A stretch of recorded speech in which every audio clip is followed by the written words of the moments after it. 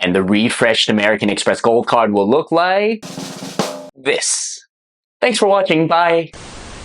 Okay, so that AI-generated card almost certainly won't be what the eventual Amex Gold will look like. And furthermore, I'm sure a lot of you aren't necessarily interested in the future physical form of the card, at least not as much as how the features on the card will change once the annual fee inevitably increases. Recently, there was a leaked landing page for the Amex Gold that showed an annual fee of $325. Currently, it's $250. In this one, I'm going to predict what Amex is going to do with the gold card in order to justify getting or keeping the card in spite of the $75 annual fee increase. These predictions are informed by some of the recent refreshes that Amex did on its other credit cards, as well as the role that I think Amex wants the gold card to fill, specifically in its lineup of charge cards. So being a good complement to the green and platinum cards rather than having too many overlapping benefits and features. Please let me know in the comments if you agree or if you think I'm terribly wrong. I'd love the debate either way. Let's start these predictions off with the multipliers. Last year, when Amex refreshed the Hilton Honors Surpass card,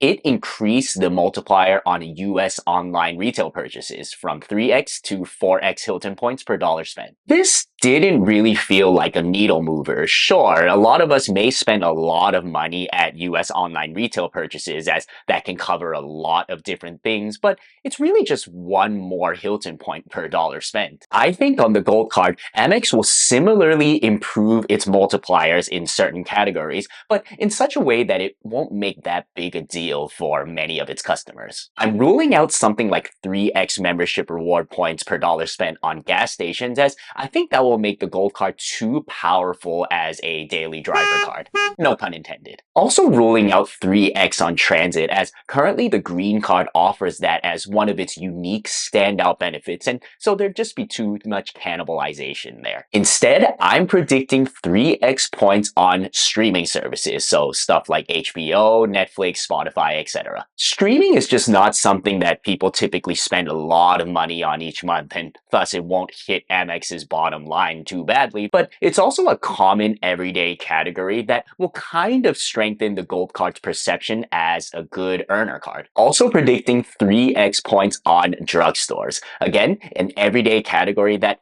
most people don't spend a lot of money on, but is still somewhat intriguing. Personally, I'd get some value from this multiplier, as I do get some necessities from CVS, but not as much recently after they nerfed the coupons that they were giving. As for the current multipliers, the Amex Gold offers 4x points at restaurants worldwide, 4x points at US supermarkets on up to $25,000 in purchases per year, 3x on flights booked directly with airlines or on amextravel.com, and 1x on everything else. Two 4x food multipliers are the reasons why, for many of us, the gold card is a mainstay in our everyday wallets. All of us need to eat, and 4x is very competitive in today's credit card market for food, especially since membership reward points can be transferred to airline or hotel partners in order to get good to great value on travel. I doubt Amex wants to take the risk with the gold card falling in its status as a good workhorse card, so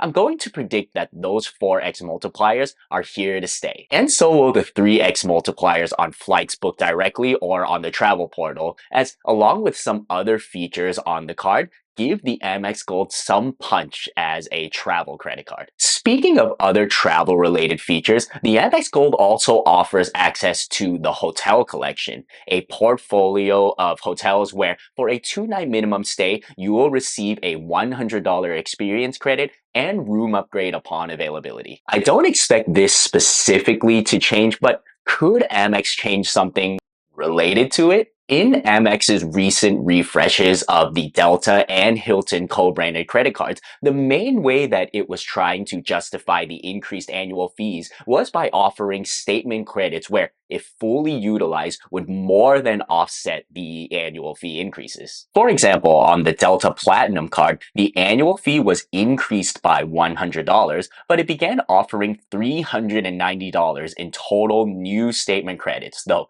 yes, a large part of that came came in the form of monthly $10 resi and rideshare credits. I wouldn't be surprised if, to justify the $75 annual fee increase, the Amex Gold started offering quarterly, monthly, or even semi-monthly statement credits. Shout out to my fellow creator Stan the Credit Frog for that idea, but I'm actually not going to go there with my prediction. The existing statement credits on the Amex Gold are already monthly, and so I imagine if they added a third one of such frequency, it might annoy its customers a little too much. Instead, I think that the new credit will be annual, will be for a maximum value of $100, will not be particularly flexible to use, and will strengthen the Amex Gold as a travel card. We're talking about a $100 annual statement credit that's only applicable on bookings through the hotel collection. This may sound oddly familiar to some of you, and it's because the Amex Platinum currently offers a $200 annual hotel credit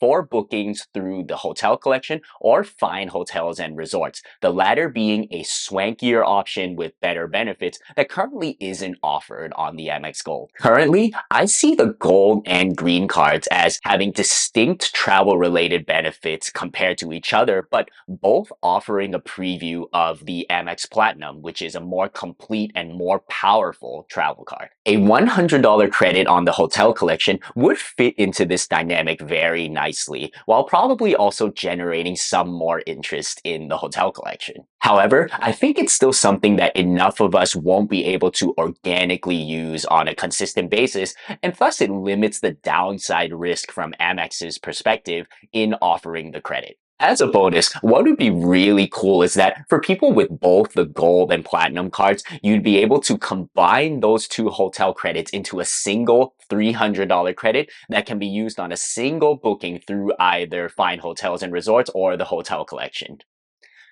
Doubt it though. We briefly touched on the monthly statement credits that are currently offered on the Amex Gold card, those being a $10 Uber credit and a $10 monthly dining credit, which is only applicable on these select merchants on screen. Real quick on the Uber credit, I don't think that will be changing as it aligns nicely with the card's role as a food card if used on Uber Eats, and it also complements the Uber credit that is offered on the Platinum card. Like, for example, if I have the Gold card right now and I get good value from the Uber credits, why not get the Platinum card and get more Uber credits? The $10 monthly dining credit, however, I think will be changed to a $10 monthly Resi credit. Again, sounds familiar, right? Well, it's because the Delta Platinum and Delta Reserve cards started offering this monthly Resi credit upon its refreshes. Furthermore, Amex now owns Resi, so I imagine the true cost that Amex incurs from offering this credit is significantly less than the dollar value. Also probably easier to manage from a logistical and operational standpoint compared to the current monthly dining credit where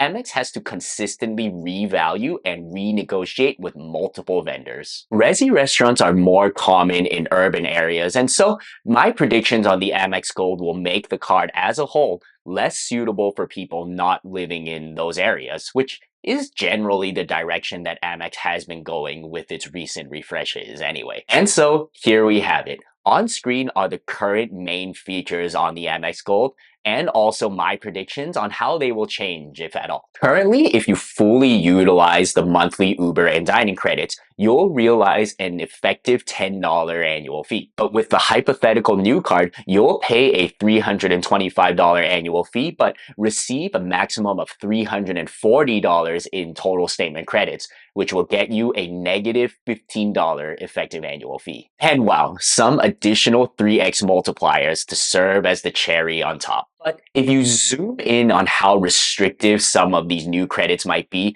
you might not eventually conclude that the new card is worth it. Again, I'd love to hear your thoughts about my predictions below in the comments. And if you liked the video, consider liking the video, subscribing to the channel, and checking out my other prediction video here on screen. Thanks so much for watching, and here's your card nerd signing off. Peace.